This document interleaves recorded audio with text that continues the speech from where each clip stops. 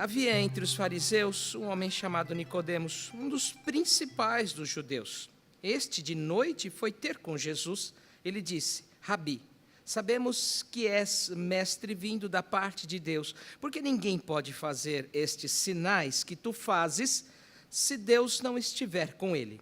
A isto respondeu Jesus: em verdade vos digo que se alguém não nascer de novo, não pode ver o reino de Deus. Perguntou-lhe Nicodemos: como pode um homem nascer sendo velho? Pode, porventura, voltar ao ventre materno e nascer segunda vez? Respondeu Jesus: em verdade te digo, quem não nascer da água e do Espírito não pode entrar no reino de Deus. O que é nascido da carne é carne, o que é nascido do Espírito é Espírito. Virando a página, ou alguns versos para frente, Nicodemos faz a terceira pergunta no verso 9. Então lhe perguntou Nicodemos: como pode suceder isto? Acudiu Jesus: tu és mestre em Israel e não compreendes estas coisas? Em verdade te digo que não dizemos o que sabemos e testificamos o que temos visto, nós dizemos o que sabemos e testificamos o que temos visto, contudo não aceitais o nosso testemunho. Se tratando de coisas terrenas, não me credes, como crereis se vos falar das celestiais? Até aqui. Assim, eu perdi o céu. E minha alma sabe muito bem disso. Eu, que já fui um dia fiel a Deus, agora sei que minha alma está escolhida para o inferno. A vantagem de você mergulhar na filosofia é que você lê muitos pensadores, alguns que você nem aprecia.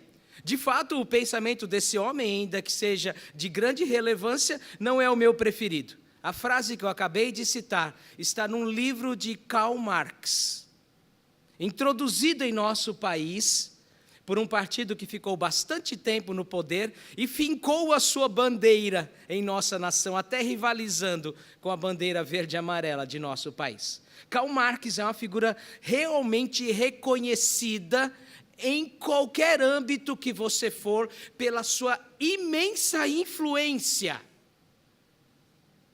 A questão é que Karl Marx começou a vida dele num colégio cristão.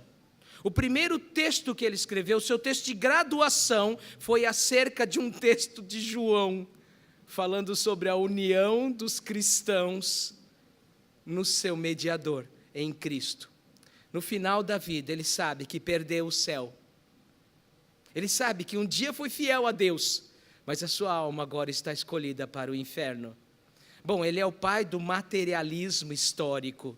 E se você se embrenhar no materialismo, se a sua vida for mergulhada neste mundo e no materialismo, não lhe resta nada espiritual.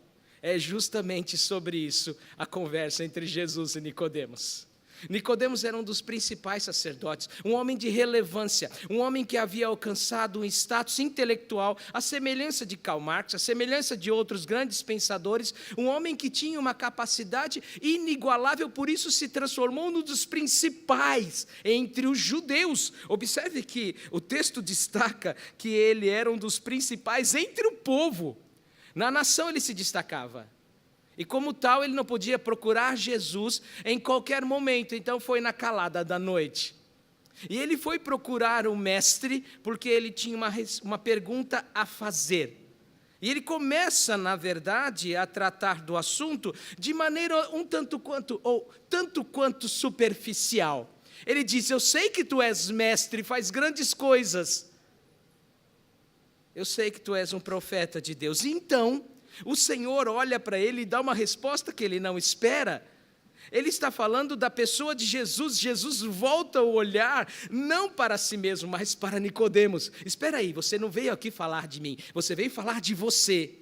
E então Jesus diz para Nicodemos: é preciso nascer de novo? Não, Senhor, a conversa não é essa. Mas quem disse que não é? Jesus conhece o coração. Ele sabe o que está no coração de Nicodemos. Ele sabe as inquietações, o sofrimento, as angústias. Ele sabe que o que verdadeiramente Nicodemos queria saber era o sentido da vida. E Jesus responde para ele: você precisa nascer de novo.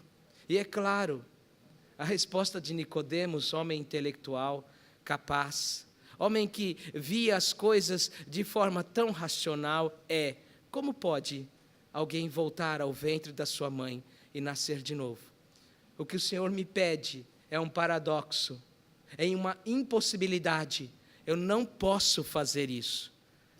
Daí então Jesus responde para ele que as coisas devem ser colocadas no seu devido lugar. O que é nascido da carne é carne, mas ele está falando de um outro nascimento, o nascimento do Espírito.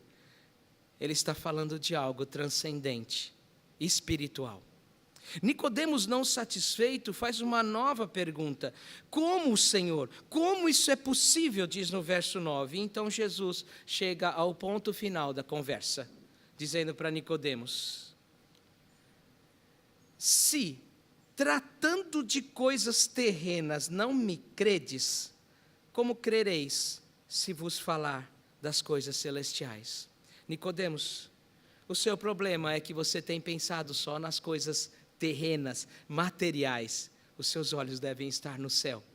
Bom, o que Jesus fez com Nicodemos é o que nós compreendemos pela teologia como mudar a cosmovisão. Mudar a visão da terra para o céu. Nicodemos, o seu problema não é sua capacidade racional. Não é sua capacidade de compreensão. Você já provou isso, você é um dos principais entre nós. O seu problema, Nicodemos, não é o seu status. Você ocupa um grande status. Você tem uma condição extraordinária, mesmo numa nação escrava. Você é um homem de destaque. Você é relevante. Mas você está se preocupando só com as coisas terrenas. E não tem diálogo, porque você precisa se preocupar com as coisas celestiais. Esse texto nos ensina a tratar com pessoas que vêm com as perguntas mais inquietantes, com as perguntas sobre o significado da vida, e dar a resposta que é a única que cabe. Comece a olhar para as coisas do céu. Mude a sua cosmovisão. Pense nas coisas eternas. Pense num Deus que vê as coisas lá do alto. Porque eu não posso conversar com você enquanto você estiver mergulhado no seu materialismo. Aliás, no momento de verdade, Karl Marx percebeu isso. E às vezes, nós, por teimosia, nos esquecemos de olhar para as coisas celestiais e pensamos apenas no mundo material. A resposta de Jesus para nós, ela é inquietante, porque ela nos apresenta uma realidade de que não podemos encontrar o significado da vida se os nossos olhos não se voltarem para o céu. O que estamos fazendo nesse congresso, ao buscar o sentido da vida, ao buscar o sentido da nossa existência, ao buscar o valor da nossa passagem aqui, certamente é uma peregrinação, uma passagem, é de fato aprender a olhar para as coisas eternas. Isso é espiritualidade, isso é o que Deus espera de nós. Eu espero também que você encontre isso nesse congresso. Que Deus te abençoe, que você tenha a capacidade de mudar a sua visão. Escolher entre materialismo e espiritualidade pode decidir sobre céu e inferno. E eu espero que você não chegue na mesma conclusão desse grande pensador. Mas eu espero verdadeiramente que um dia você diga: eu fui fiel a Deus. E agora a minha alma está reservada para o céu. Que Deus te abençoe. Muda a sua visão enquanto é tempo. Olha para as coisas lá do alto, pois são elas que são eternas. Vamos fazer uma oração? Senhor, nós sabemos da nossa fragilidade. Ao ouvir o relato da nossa irmã Eleni sobre a Priscila e os dias que se aproximam para o seu cumprimento, nós reconhecemos a nossa fragilidade. Mas às vezes os nossos pés, as nossas mãos e o pior de tudo, o nosso coração, estão presos a este mundo material, passageiro e frágil.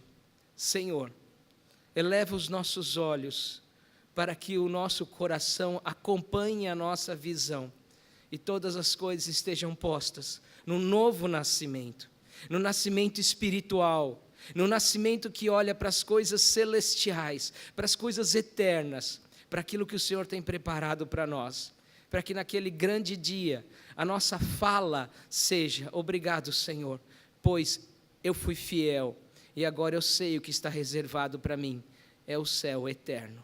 Em Cristo nós te bendizemos e pedimos a capacidade que vem do Senhor para fazer o nosso trabalho como capelães, para fazer o nosso trabalho na capelania, como servos do Senhor, para a glória do teu nome. Em Cristo nós oramos. Amém. Deus abençoe, uma excelente manhã para todos.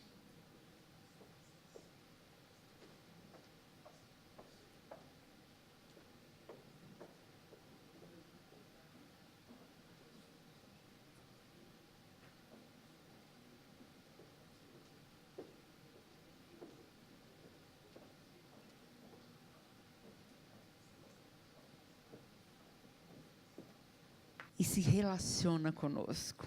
Como isso é importante. Não estamos sozinhos.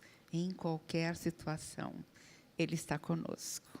E essa é a segurança que nos ajuda a viver, apesar das situações da vida. Muitas pessoas, muitos dos nossos preletores têm falado aos capelães, mas nós sabemos que nós temos aqui profissionais da saúde de várias áreas e de vários credos religiosos também. Então, eu gostaria de trazer uma palavra para vocês. O tempo que eu fiquei lá no HC como capelã foram 22 anos.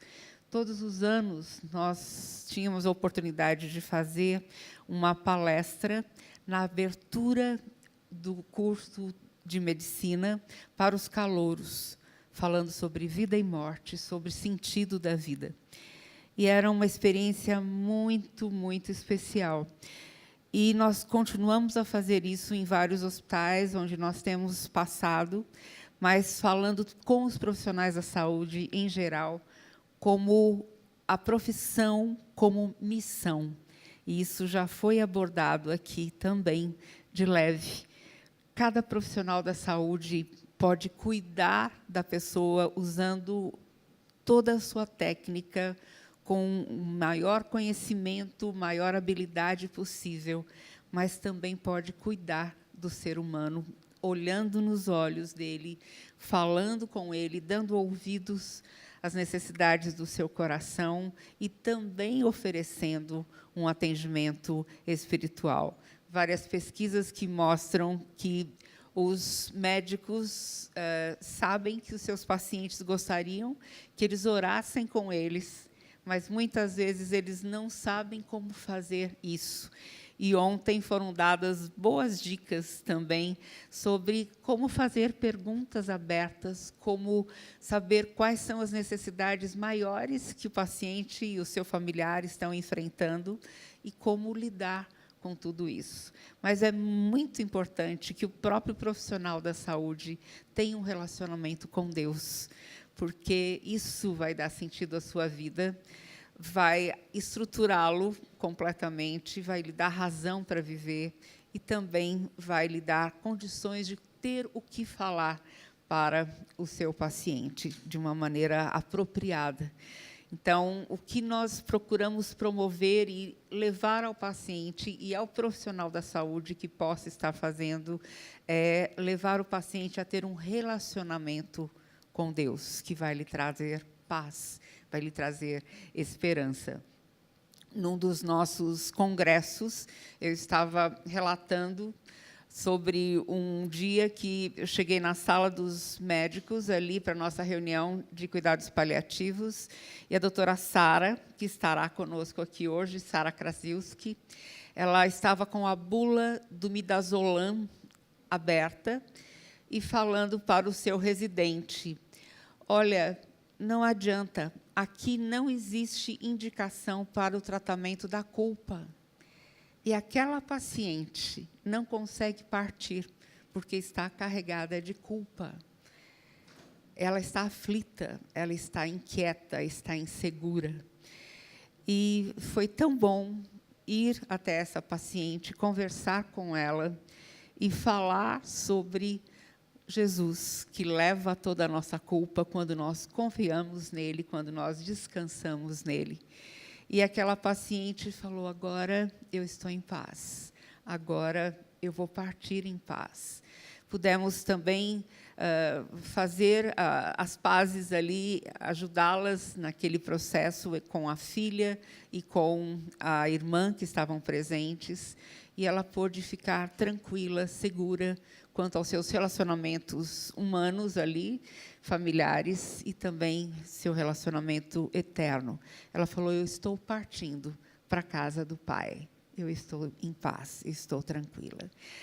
O que a medicina não pode fazer, apesar de todo o seu conhecimento, todas as suas técnicas, todos os seus instrumentos e todo o conhecimento, Deus faz, vai além de toda a medicina. E é isso que nós queremos mostrar, trazer a você nesse nosso congresso.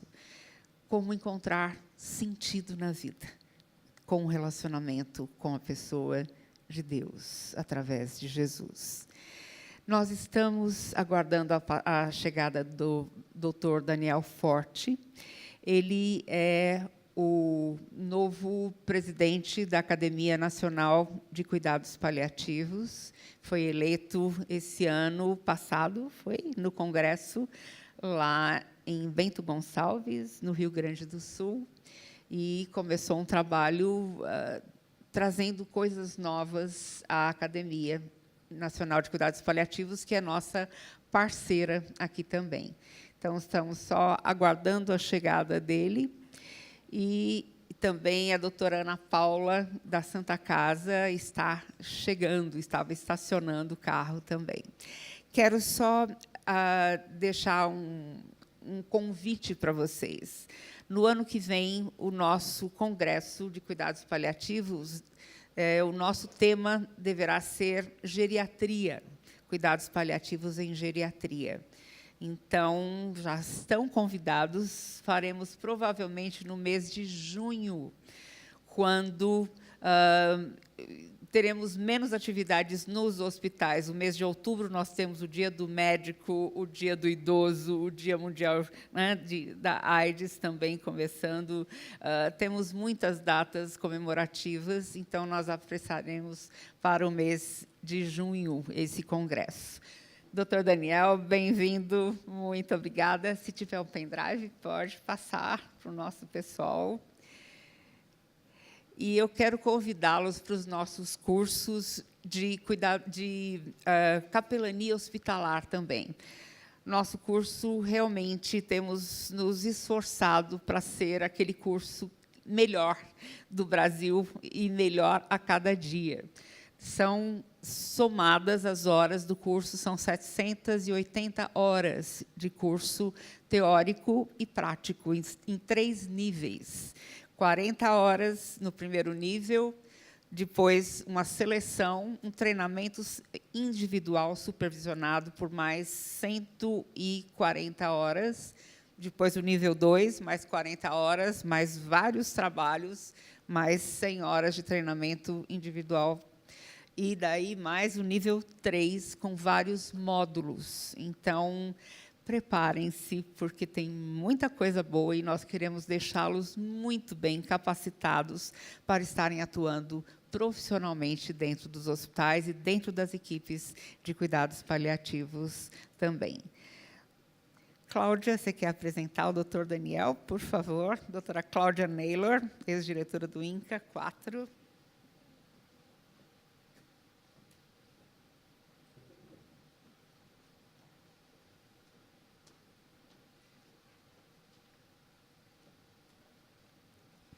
Bom dia, recomeçando, então, o nosso congresso, nosso último dia. Me coube apresentar o Dr. Daniel Fortes, que vai falar para a gente sobre como cuidar da esperança de um paciente com uma doença grave. E nós ontem pontuamos várias vezes sobre a questão da esperança, da manutenção da esperança que esses pacientes precisam entender e precisam receber, inclusive da equipe multiprofissional. Dr. Daniel Fortes é médico e foi eleito agora presidente da Academia Nacional de Cuidados Paliativos nesse biênio de 2017-2018. Ele é coordenador da equipe de cuidados paliativos do Hospital Sírio-Libanês desde 2008 e é pós-doutorando em bioética pela Faculdade de Medicina da Universidade de São Paulo, com especialização em cuidados paliativos pela Harvard Medical School. E a própria Eline falou, né, da mudança de alguns ares novos que estão trazidos pela Academia Nacional de Cuidados Paliativos, e no Rio de Janeiro a gente já está sentindo isso. Todo mês nós temos agora um evento científico em cuidados paliativos, e teremos o Dia do Cuidado Mundial também de cuidados paliativos bem representado. Então, renovações são importantes, novos sopros são importantes. O doutor Daniel Fortes está trazendo isso para a gente e vai ministrar a brilhante palestra aqui, vamos apreciar. Por favor, doutor Daniel.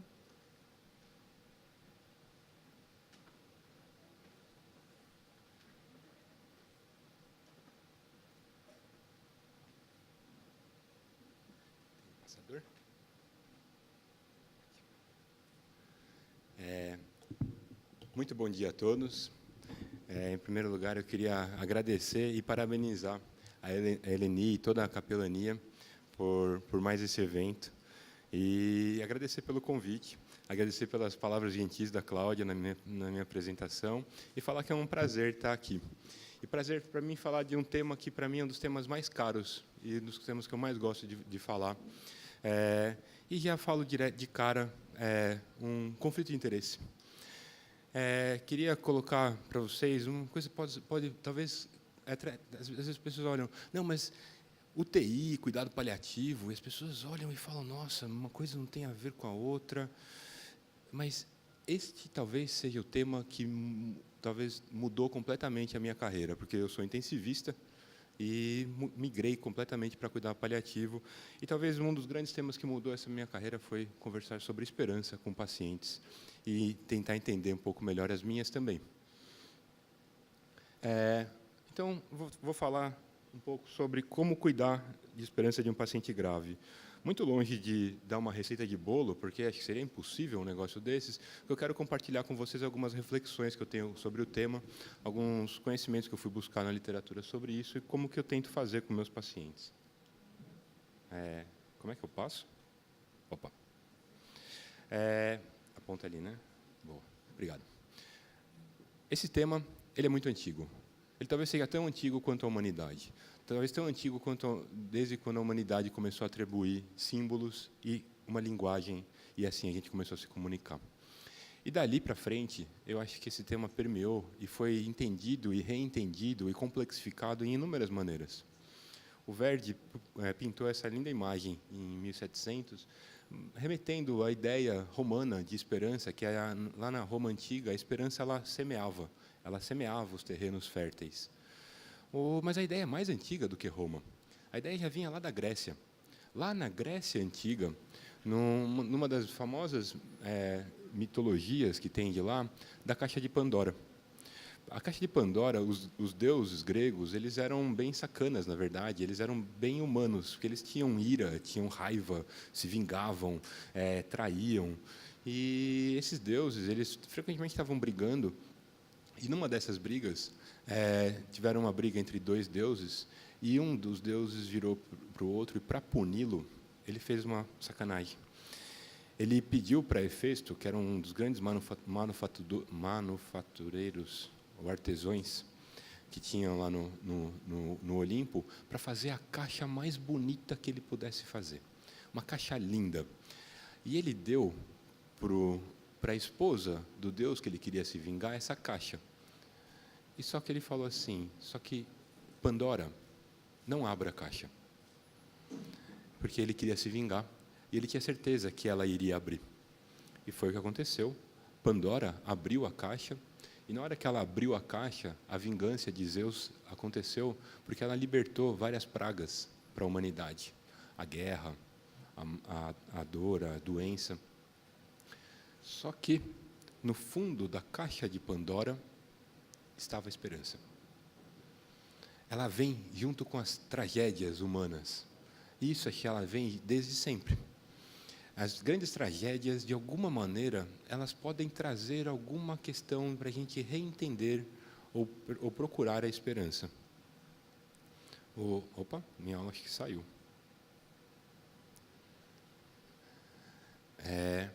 E isso vai sendo cada vez entendido de uma nova maneira. Guerra nas Estrelas, o episódio 4, é uma nova esperança. Então, vem o Luke contra todo o Império do Mal, do Darth Vader. Tem coisas mais prosaicas atualmente. Então, os Jogos Vorazes, grande sucesso de bilheteria na geração mais antiga, mas eu me incluo nessa geração. O título é A Esperança. Tem um hospital que chama City of Hope, é um dos grandes centros de oncologia que existe lá nos Estados Unidos. Tem jeitos mais sutis de falar de esperança, inclusive sem falar a palavra esperança. Drummond deu um bom exemplo disso. Drummond fala assim: memória. Amar o perdido deixa confundido este coração. Nada pode o ouvido contra o sem sentido o apelo do não. As coisas tangíveis tornam-se insensíveis à palma da mão. Mas as coisas findas, muito mais que lindas, essas ficarão. Na minha opinião, ele está falando de esperança, sem precisar falar a palavra em nenhum momento. Mas, na minha opinião, é o sentimento que permeia os versos do poeta. Mas, afinal de contas, o que é esperança? Se a gente está se propondo a tentar cuidar da esperança de um paciente, acho que é um bom começo a gente tentar entender melhor o que é esse negócio. Eu gosto muito, quando eu estou na dúvida, de voltar para o dicionário. O dicionário fala: esperança é baseada na possibilidade de que um desejo se torne realidade. Tem um sentido figurado também, algo ou alguém que é alvo de uma expectativa, esperança de cura. Tudo que se relaciona com ilusório ou utópico, esperança de ficar rico. Na religião, é uma virtude, completa as 3 virtudes teológicas: a fé, a caridade e a esperança. Tem vários sentidos e, pelo menos para mim, um dos sentidos não parece bom. Ilusório não é uma palavra que costuma ser muito adequada. Mas ela tem esse sentido que, às vezes, ela pode trazer uma certa ambiguidade junto com ela. Mas, principalmente alguns psicólogos, estudaram mais sobre isso, e tem um grande psicólogo que ele tentou resumir alguns conceitos que sejam essenciais para esse sentimento. E o que ele coloca, na opinião dele, esperança sempre tem a ver com o futuro. Não tem muita questão de esperança do passado. Esperança se projeta no futuro. Mais ainda, esperança tem a ver com um desejo. É algo que a gente quer. Às vezes, é algo que a gente também não quer, mas isso também é um desejo. E esperança vem sempre junto com uma ameaça. Quando não tem ameaça, não tem sentido esperança. Quando a rotina é tão clara, é tão esperada, é tão óbvia que vai acontecer, ninguém tem esperança de agora a gente sair lá fora e ver que está sol. A gente sabe, a gente entrou, já estava assim, ontem foi assim, a gente está num período e assim. A esperança não acontece quando não tem uma ameaça. E essa talvez seja a grande ambiguidade que vem junto com o sentimento.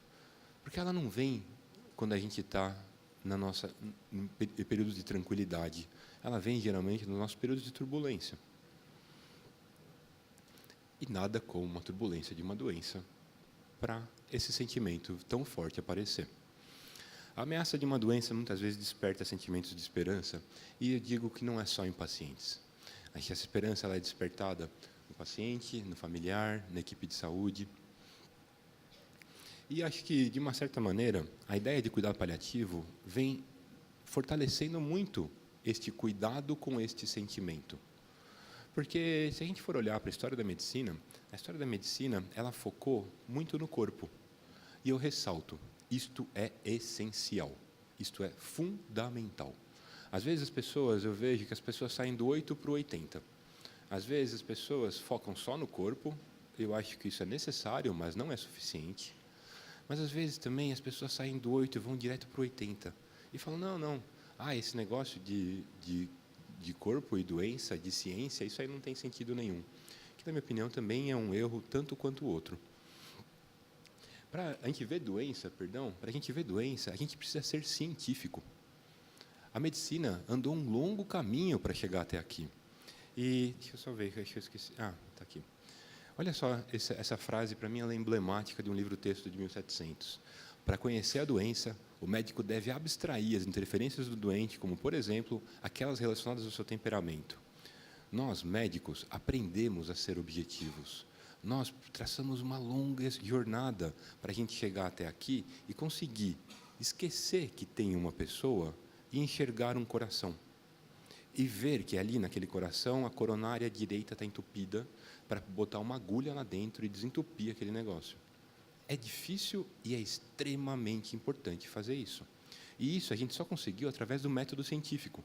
O método científico é um método que ele precisa necessariamente de algo mensurável, ele precisa de algo objetivo, de algo que seja reprodutível, de algo que seja generalizável. Uma grande afirmação científica, ela é grande porque ela é válida para muitas coisas.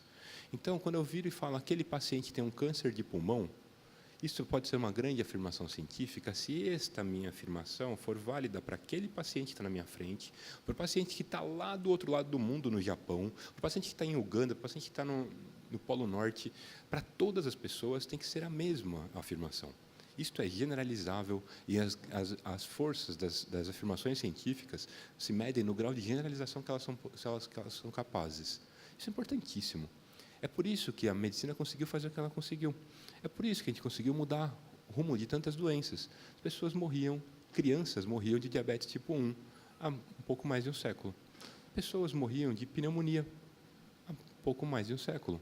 Pessoas morriam de qualquer coisa que a gente via e hoje é rapidamente tratável e com ótimos resultados. Porém, o que acontece é que a gente conseguiu reverter algumas doenças e a gente transformou muitas dessas doenças em crônicas. E aí a gente tem um novo problema.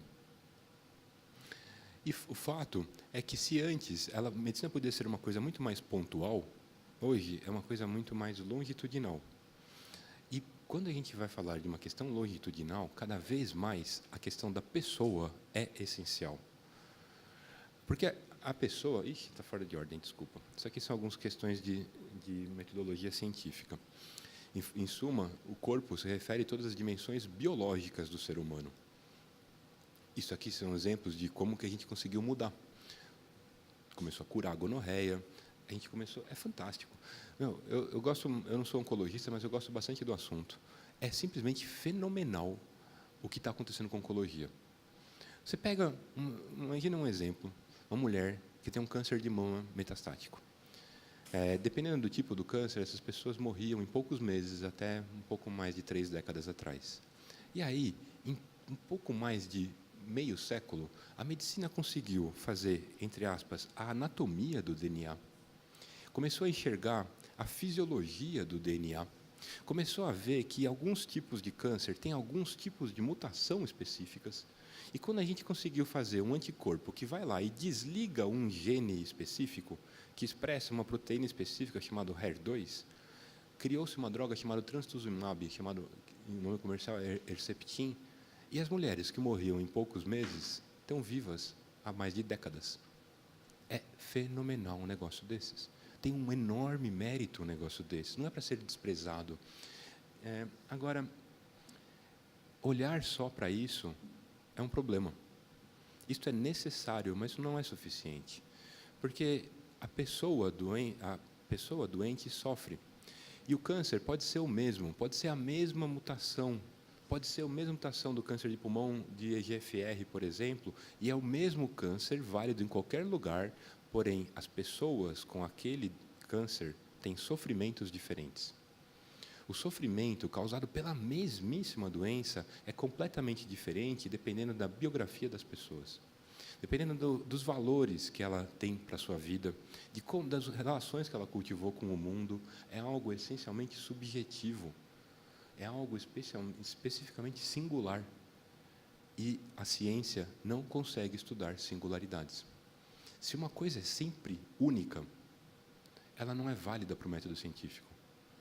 Então, se a gente olhar só o método científico, a gente vai chegar muito longe para enxergar o corpo, mas a gente não vai nem começar a entender a pessoa.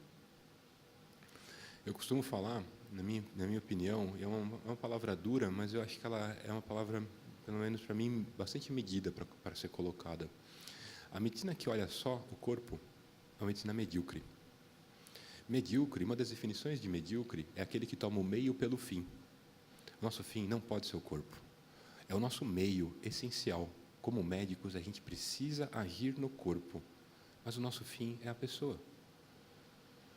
E se isso, antigamente, não era um grande problema, porque essas cenas tão bonitas, que vocês devem ter visto várias cenas assim, essa aqui o Picasso pintou, do paciente que está morrendo, estava no código de ética médica, que o médico que está vendo o paciente que está morrendo, ele tinha que dar o diagnóstico, nunca para o paciente, sempre para a família, e se retirar. Não fazia parte da atividade médica. Quem cuidava dessas pessoas que estavam morrendo não eram os médicos. Era todo o resto da sociedade, a família, os religiosos. Agora, se essas pessoas podiam ser cuidadas antigamente, isso mudou bastante. Olha só, o Código de Ética, um dos livros mais importantes de ética de 1800, falava que o papel do médico é ser o ministro da esperança e do conforto. Que o médico não mente em atos de engano e falsidade quando o objetivo é dar esperança ao paciente deprimido ou doente. Isto era ético do ponto de vista médico. Mentir era ético, segundo códigos de ética médica, até a metade do século XX. Eu brinco que isso aqui criou-se o médico cheerleader. Sabe o chefe de torcida? Que chega na beira do leito e fala, vai, tá tudo certo, tá tudo bem. E o paciente está, às vezes, super deprimido, triste, sabendo que está morrendo. Essa cena ela é linda, ela é super tocante. Mas provavelmente o que aconteceria nos minutos seguintes dessa cena, esse médico se levantaria, falaria com os pais, infelizmente essa criança está morrendo, e iria embora. Uma visita domiciliar, no começo do século XX, e em todo o período antes da humanidade, era algo extremamente caro. Caro. Era para poucas pessoas. O médico tinha que ir de carroça, de carruagem, de cavalo, a pé. Não tinha telefone. Não dava para ficar indo direto. Não dava para mandar um zap. Olha, ela começou a tossir, e agora? Não. Você ia lá fazer uma visita pontual e se retirava. E quem que assumia o cuidado dessa criança? O resto da sociedade. Mas quem vai assumir o cuidado dessa pessoa? Eu tenho uma boa relação com a nossa capelania lá no hospital. Eu já vi algumas vezes a cena de chegar o capelão ou o padre e chega na beira de um leito como esse e aí começa a apitar o alarme da bomba ou apitar o alarme do ventilador. É natural, as pessoas ficam com medo, ficam assustadas. Essa cena, esse ambiente, ele é hostil à sociedade. Por isso que cada vez mais as habilidades para cuidar da pessoa estão entrando nas habilidades do profissional de saúde. E justamente a questão da esperança. Então, eu acho que a esperança, na minha opinião, ela sempre vem junto com essa questão do medo. E para mim, a discussão de esperança, ela é uma discussão que ela engloba a discussão de como cuidar do medo. Primeira coisa, a gente tem que enxergar assim, na minha opinião. Primeira coisa, a gente tem que enxergar que as pessoas têm um corpo e também são pessoas. Então, a gente tem que ter dois modos de conhecimento. E quando a gente consegue enxergar que isto aqui é cuidado paliativo, a gente amplia demais o nosso olhar. Porque, às vezes, as pessoas ainda estão paradas num modelo antigo de cuidado paliativo, que é o cuidado paliativo para quem, por exemplo, tem uma doença incurável, que é o cuidado paliativo para quem está morrendo, que é o cuidado paliativo como sinônimo de fase final de vida. E esse conceito, ele ainda é disseminado na nossa sociedade. E se alguém ainda está parado nesse conceito, que cuidado paliativo é um sinônimo de fim de vida, eu queria dar boas-vindas ao século XXI, porque o conceito mudou. E o conceito mudou faz tempo. Em 2002, a OMS definiu o cuidado paliativo, redefiniu o cuidado paliativo como uma abordagem. O cuidado paliativo é muito mais amplo do que cuidado de fim de vida. O cuidado paliativo é um modo de lidar. O modo de lidar com o quê? Com o sofrimento. Simples e poderoso assim. Eu resumiria essa aula inteira, na minha opinião, em uma frase. Cuidado paliativo é uma competência que profissionais desenvolvem para cuidar de sofrimento. Quais profissionais? Todos. Todos que lidam com alguém que tem uma doença que ameaça a vida. Então, se a gente vai entender que sofrimento é medo, por exemplo, como que a gente vai desenvolver competências para cuidar do medo? Isso aqui é um exemplo de um currículo para desenvolver competências de comunicação para profissionais de saúde. Um currículo que a gente aplica com nossos alunos. Então, é sair desta visão de cuidar paliativo como tudo ou nada, de um modelo dicotômico, e entrar nesta visão. Que o cuidado paliativo ele permeia o cuidado de todo mundo que tem uma doença grave, mesmo que a pessoa seja curável. Todos os pacientes internados numa UTI têm indicação de cuidado paliativo. Quem fala isso não sou eu, quem fala isso são todas essas sociedades, incluindo a AMIB. Por quê? Porque todo mundo que está numa UTI tem uma doença que ameaça a vida e sofre. Então, vamos fazer cuidado paliativo para todo mundo. A questão é que não tem nem sentido pensar numa equipe de cuidado paliativo para atender todos os pacientes numa UTI, para atender todos os pacientes com uma doença grave. Não. A ideia é que todos os profissionais de saúde façam cuidado paliativo. E aí vai ter o papel do especialista para algumas situações mais complexas. Então, um paciente que está internado na UTI, a gente pode ter a prioridade do cuidado voltado para a doença e fazer, sim, um bom cuidado paliativo. Tira a dor, trata direito da náusea, conversa direito com a família, tenta entender quais são os medos dessa pessoa e os medos dessa família e cuidar da esperança que isso traz. Em alguns momentos, dependendo da fase de evolução da doença, dependendo da biografia e os valores da pessoa, a gente pode inverter a prioridade. A prioridade passa a ser o cuidado ao sofrimento. Agora, se tiver um tratamento para a doença que não adicione mais sofrimento, por favor, faça. O cuidado paliativo não é jogar a toalha. O cuidado paliativo não é desistir de ninguém. O cuidado paliativo é usar a cabeça, o julgamento clínico e ponderar qual é o melhor tratamento para a doença e para a pessoa. E para alguns outros pacientes, talvez não tenha mais nada para fazer pela doença, mas tem um monte de coisa para fazer pela pessoa. A intensidade do cuidado é máxima quando não tem mais tratamento para a doença. E aqui, essa discussão de esperança, essa discussão de medo é absolutamente central. Porque cuidar de sintoma físico é essencial, muito importante, a gente precisa estudar pra caramba, mas honestamente não é tão difícil assim. O difícil é cuidar dos sintomas existenciais das pessoas. Tem que estudar, não tem segredo. Ninguém aprende a cuidar paliativo por intuição ou por inspiração divina. Tem um monte de lugar para estudar. O PubMed tem mais de 12 mil artigos publicados sobre o tema nos últimos anos. Tem randomizados nas melhores revistas de medicina do mundo, New England, Lancet, JAMA, estudos randomizados, a melhor evidência que tem. E para quem gosta de medicina baseada em evidência, tem uma meta-análise. Para quem gosta de medicina baseada em evidência, sabe que meta-análise é quando você pega todos os estudos randomizados de qualidade, junta todos os resultados e analisa os resultados juntos. Isso é extremamente poderoso do ponto de vista científico. E do ponto de vista científico, o que se tem é que cuidado paliativo, baseado numa meta-análise de 43 estudos randomizados, cuidado paliativo é capaz de melhorar a qualidade de vida, melhorar o controle de sintomas e reduzir o uso de recursos em saúde. Em economia, isso tem nome, e o nome disso se chama valor. O cuidado paliativo agrega valor para um sistema de saúde que está rumando para o colapso.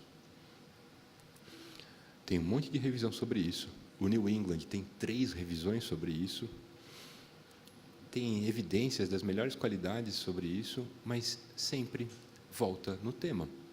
Se a ideia, a proposta do cuidado paliativo é cuidar do sofrimento, e muitas vezes o sofrimento é medo, como que a gente vai cuidar do medo das pessoas?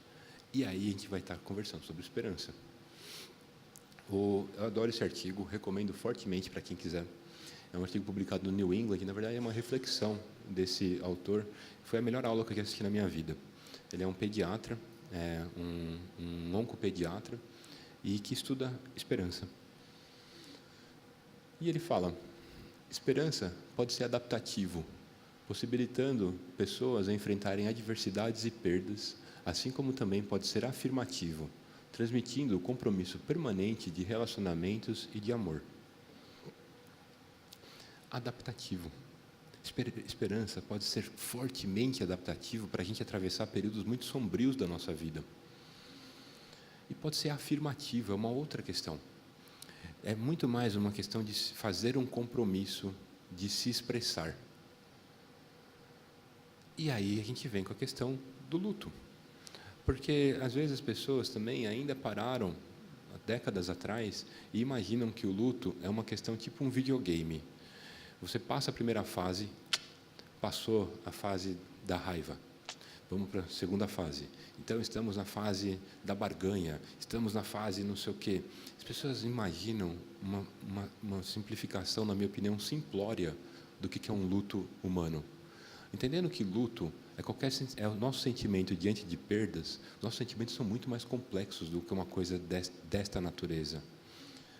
Hoje, uma das teorias mais aceitas sobre luto é chamada de modelo dual, que eu acho simplesmente fenomenal. O que propõe o modelo dual? Eles colocam que o luto, na verdade, ele é uma oscilação. É uma oscilação entre dois grandes polos. Tem um polo que é voltado para a perda e tem um polo que é voltado para a restauração. Então, qualquer perda nossa, desde a perda de um ente querido, até a perda de um papel que eu tinha e agora não posso mais exercer por causa de uma doença, por exemplo, até a perda de, sei lá, uma caneta, que era a caneta do meu avô, e eu acabei perdendo, e eu gostava muito da caneta. Quando a gente perde alguma coisa que a gente se importa, normalmente a gente oscila entre dois polos. Então, eu perdi a caneta do meu avô, uma caneta muito querida. E aí eu falo, puta, que droga, não acredito, perdi a caneta do meu avô. E fico um tempo nesse polo voltado para a perda. Que droga de caneta, é a caneta que eu gostava, eu não acredito que eu fiz isso. E aí, de repente, a gente cicla. Quer saber de uma coisa? Eu vou comprar uma caneta nova. Eu vou comprar uma caneta nova, e a vida vai para frente, e a gente continua com a caneta nova, e aí, daí a pouco, mas a caneta nova não é igual. A caneta do meu avô era muito melhor, porque era do meu avô. E aí volta para a perda. E depois, não, mas não pode ser, eu não posso parar minha vida por causa de uma caneta. Eu vou falar e vem para cá, e volta para cá, e vem para cá, e volta para cá. E isto é absolutamente saudável. Isto é absolutamente normal. O que é considerado patológico, o que é considerado desadaptativo, melhor falando, nesse modelo, é quem não consegue ciclar. É quem fica só aqui, isto é depressão, ou quem fica só aqui, isto é chamado luto inibido. É aquela pessoa que não entra em contato com a sua perda. Quer saber? Eu não estou nem aí, está tudo bem, não tem problema, eu não tenho problema de estar doente, estou doente, não estou forte, eu sou mais forte que tudo isso. Isto é normal, mas quando a pessoa fica só aqui, ela não consegue elaborar o luto. E muitas vezes isso pode ser extremamente desadaptativo, porque leva a atitudes de altíssimo risco. E quando a gente entende essa ambiguidade e essa sutileza do nosso luto, a gente pode lidar melhor com os medos que as pessoas têm. Porque as pessoas ciclam, as pessoas oscilam, as pessoas sabem que estão morrendo e querem assistir a Copa da Rússia de 2018. E não tem nada ruim com isso. E às vezes as pessoas não conseguem entender esta frase. Médicos, especialmente, têm muita dificuldade de entender essa frase. Eu já vi N vezes na minha vida colegas, e acho que eu já fiz isso também. Você vai lá e conversa com a esposa do seu João. O seu João está morrendo, infelizmente, e a gente vai conversar com a esposa dele. E aí eu falo para a esposa dele, Dona Maria, infelizmente o seu João está morrendo. E ela fala, não, mas doutor, fica tranquilo, tenho certeza que Deus vai curar. E aí o médico vira e fala assim, não, mas Dona Maria, sabe o que acontece? Ele está muito grave. E a Dona Maria fala, mas doutor, Deus é maior. E ela fala, Dona Maria, mas todas as evidências do PubMed mostram que ele está morrendo, ele está gravicíssimo. E a Dona Maria, mas tem a minha comunidade inteira que está orando por ele. E fica uma discussão esquizofrênica. Porque as pessoas não estão se comunicando. Às vezes, as pessoas não estão entendendo que estão falando coisas diferentes. Quando uma pessoa está falando que está esperando um milagre, ela está falando de esperança. Quando o médico está falando que ele está morrendo, ele está falando de expectativas. São coisas diferentes. Esperança tem a ver com sonho. Esperança tem a ver com fé, com crenças. Expectativa tem a ver com ciência, com previsibilidade, com risco, com probabilidade. E isso é essencial, a gente entender essas duas coisas importantes que acontecem no luto de um ser humano. Que quando eu falo para alguém que ele está morrendo, essa pessoa entra em luto, porque ela está sentindo uma perda. E essa é uma diferença fundamental na comunicação. Eu gosto de ensinar meus alunos de que é como se fosse um mapa. E eu acho que, como médicos, a nossa função é mostrar para as pessoas os riscos que existem na nossa jornada dali para frente. Agora, o risco pode ser gigantesco, pode ser uma jornada heróica, com uma chance ínfima da gente chegar lá do outro lado. Isto eu preciso falar. Agora, torcer para que eu chegue do outro lado é uma outra questão. Tem a ver com esperança.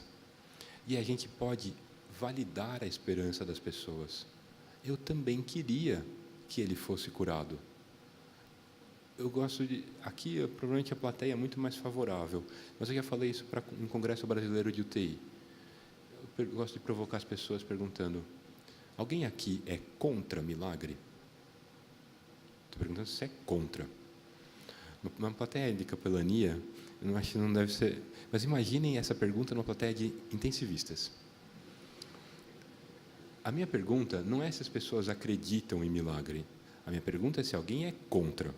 Se alguém pega aquele paciente que tem 120 anos, Alzheimer avançado, câncer metastático, disfunção de todos os órgãos, e está lá morrendo na UTI, e, de repente, aquele paciente, ele arranca o tubo, se espreguiça e fala: nossa, como eu acordei bem hoje.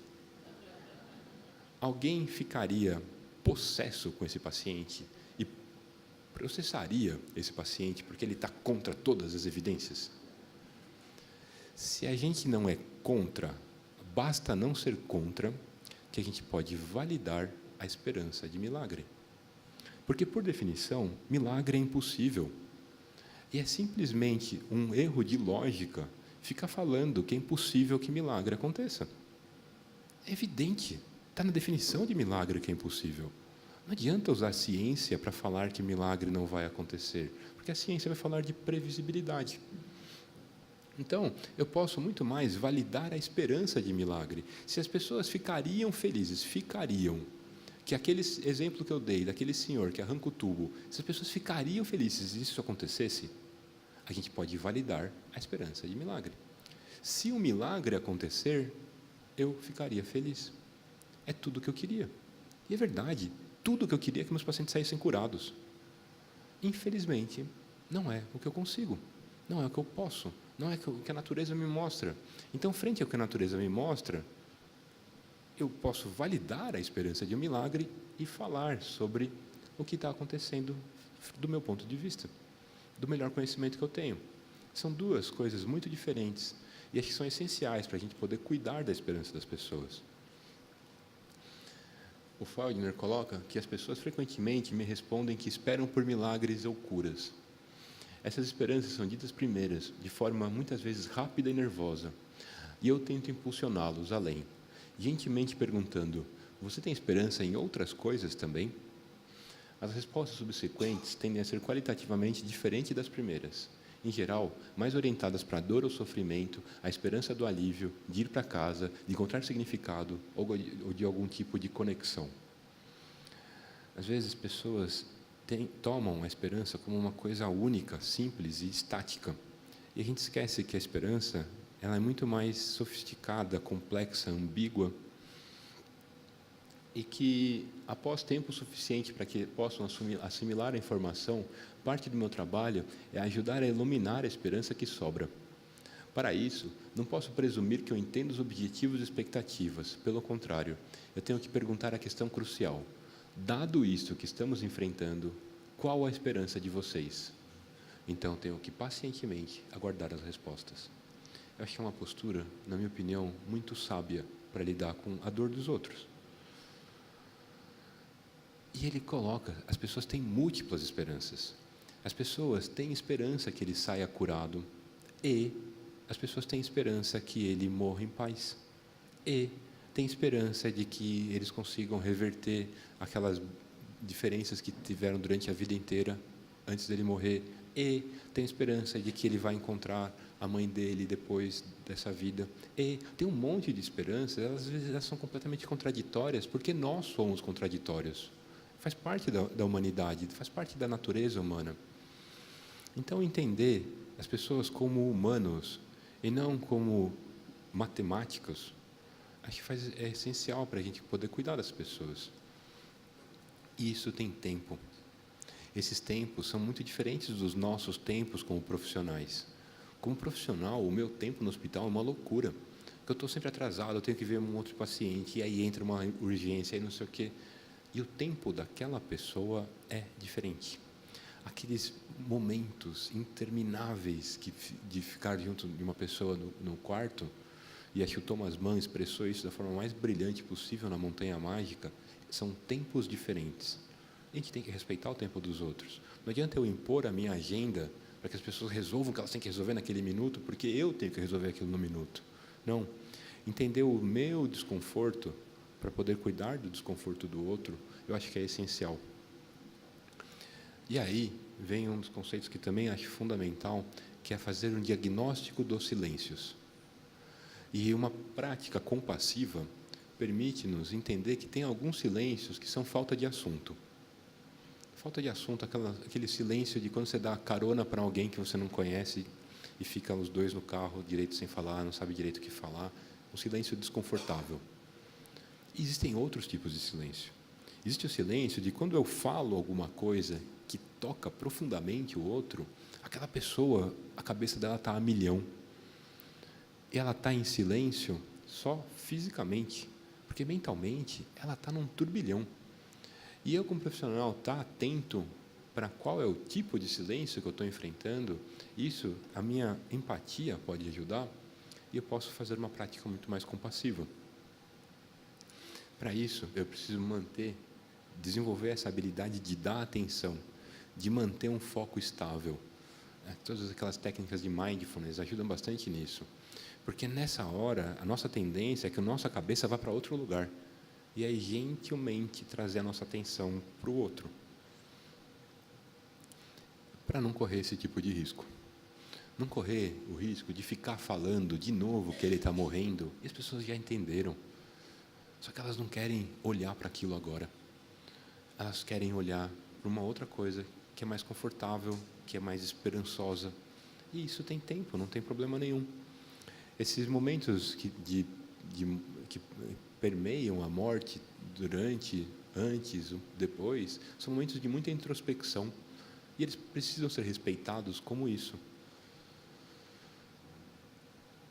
Para a gente encerrar, eu acho que um jeito bastante interessante, de prático, vamos dizer, para compreender a esperança de paciente é perguntar. Muito longe de falar um checklist, eu acho que a proposta disso, o Daniel Sulmaz é um cara que estuda muito sobre isso, é muito mais abrir o leque, deixar algumas cartas na manga. E que, para algumas pessoas, em algumas situações, alguma dessas perguntas podem ajudar a abrir diálogos. Então, perguntar se você tem pensado se isso tudo pode ter algum significado, se existe algo mais pelo que você tem esperança, além de ser curado, e o que significa esperança para você, no que você tem esperança, são perguntas, de novo, eu insisto, não é um checklist. E essas perguntas, elas não precisam ser feitas deste jeito, mas acho que cada um tem que encontrar o seu jeito espontâneo e genuíno de se comunicar. Mas esses temas, eles podem ser bons orientadores para alguns momentos, para construir diálogos. E eu queria encerrar falando como que a gente pode ajudar alguém que não tem esperança. Talvez uma das situações de maior sofrimento existencial, a desesperança é entendido como falta de esperança. E é muitas vezes um lugar muito difícil de estar. E um lugar muito difícil de presenciar. Esse cara aqui era um pintor chamado Frank Moore, ele já morreu. Na década de 80, ele teve AIDS. E AIDS, na década de 80, era uma verdadeira tragédia. Um monte de desconhecimento, um estigma gigantesco e uma doença trágica, porque as pessoas morriam rápido e morriam mal. E tinha uma trajetória de doença muito sofrida. E ele pintou a experiência dele de ter AIDS na década de 80. Ele pintou esse quadro, que para mim é um dos quadros mais fortes que traduzem desesperança. Não quero me aprofundar, aí o que eu queria ressaltar é que a arte é isso. A arte permite todas as interpretações possíveis. Vocês têm a de vocês e ela está certa. O que eu vou compartilhar é a minha, e que ela pode estar errada para vocês, e não tem nada de errado com isso. Na minha leitura, eu vejo aqui uma figura aqui no centro do quadro, um humanoide, com alopécia, não tem nenhum pelo, não tem cabelo, está nu, emagrecido, numa posição meio de dor, meio fugindo, uma paisagem toda destruída, com uns frascos, uns negócios, uns olhos aqui, que para mim isso aqui é um monitor, para mim isso aqui é monitorização de UTI, minha cabeça de intensivista. Um sol que, na minha visão, é uma coisa que é muito mais lesiva do que cuidadosa, um monte de remédio, de frasco, e uma figura aqui, saindo meio de soslaio, me parece um médico, com um monte de ratinhos seguindo, uma coruja, que é o símbolo da sabedoria, e um título que é The Wizard, o mago.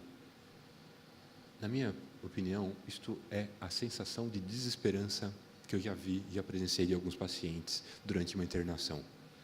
Não tem nenhuma escapatória para essa pessoa aqui. É tudo dor, é tudo falta de sentido. O desespero pode ser entendido como ausência de esperança ou falta de sentido. E como é que a gente pode cuidar de alguém assim?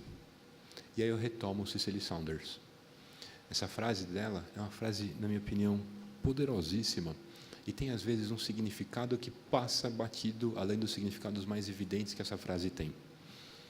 Quero que você sinta que me importa pelo fato de você ser você, que me importa até o último momento de sua vida, e faremos tudo o que estiver ao nosso alcance, não somente para ajudá-lo a morrer em paz, mas também para você viver até o dia da sua morte.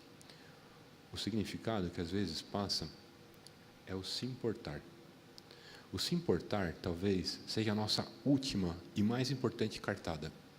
Simplesmente se importar com alguém, a palavra importar está na mesma raiz da palavra cuidar.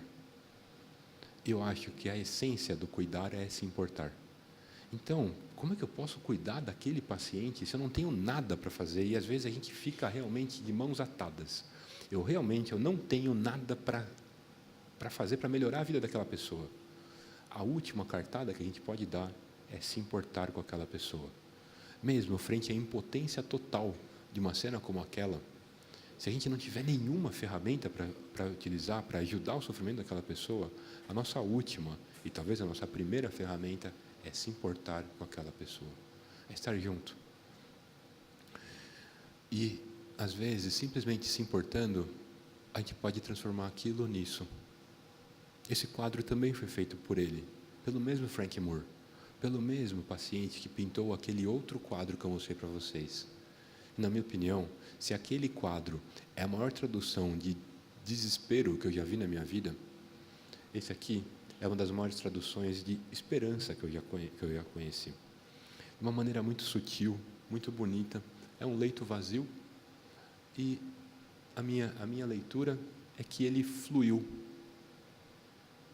ele se deixou ir, e é um lugar sereno de estar. E queria encerrar com essa imagem tão bonita e agradecer pela atenção de vocês.